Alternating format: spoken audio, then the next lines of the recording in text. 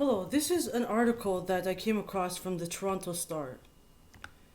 The article is called Don't Hide Problem Teachers by Sachin Maharaj. He is a freelance opinion writer. And this is what his article says. Given that Canada consistently ranks among the best education system in the world, it seems reasonable to conclude that most teachers in our school are doing exemplary job for educating and nurturing our children. But what happens when this is not true? How much parents are allowed to know about the conduct of the people who they entrust with our children? According to recent nationwide investigation by CBC's Marketplace, that seems to depend largely on where you live. The show profiled several disturbing cases where teachers were found guilty of bullying, assaulting, and engaging in sexual conversations with students. While, for instance, like these are rare, the problem is that most provinces provide no information whatsoever about cases of teacher misconduct.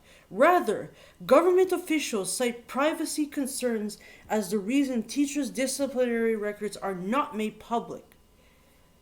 But in a publicly funded education system, it seems absurd that the privacy, rights, and members of teaching professions should trump the public's right to know about teachers who have violated the standards of the very profession itself. Ontario is one of the two provinces where teachers' records are made public.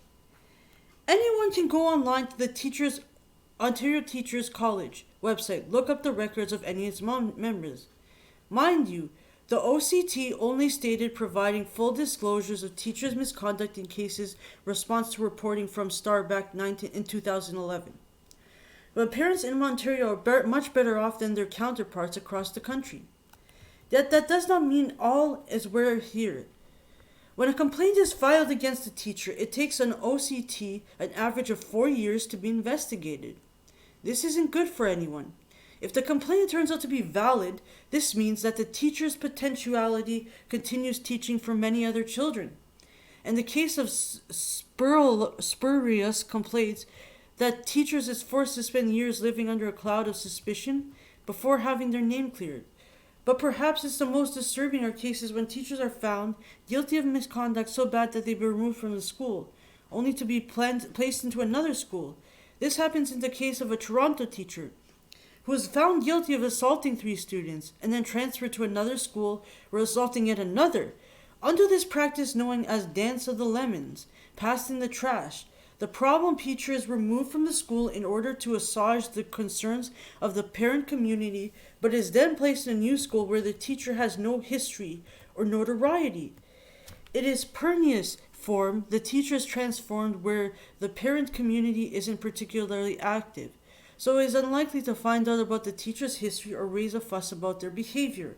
Often these schools are located in low socioeconomic status neighborhoods where parents lack the time or social capital to advocate effectively for their children and hold the schools to account. Immoral doesn't even begin to describe this practice. If teachers' conduct is so egregious and unprofessional to justify their removal from one school, they should not be teaching at any school. The broader issue is that once a teacher gets in the classroom, there is very little accountability or oversight. For most teachers, this autonomy is not the problem, and what allows this innovative and adapt to the needs of the students. However, it is what allows ineffective teaching or abusive behavior to continue indefinitely until someone files a complaint. It would be far better if our education took more proactive approach. Regular teachers' evaluations which incorporate feedback from all students will go a long way in identifying problem teachers early, while also helping to improve the practice of teachers.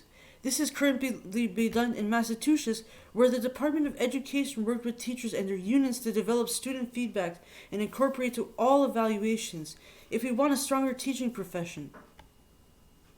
This article comes from the Toronto Star. I did not write it. It was written by a man or a woman named Sachi Maharaj.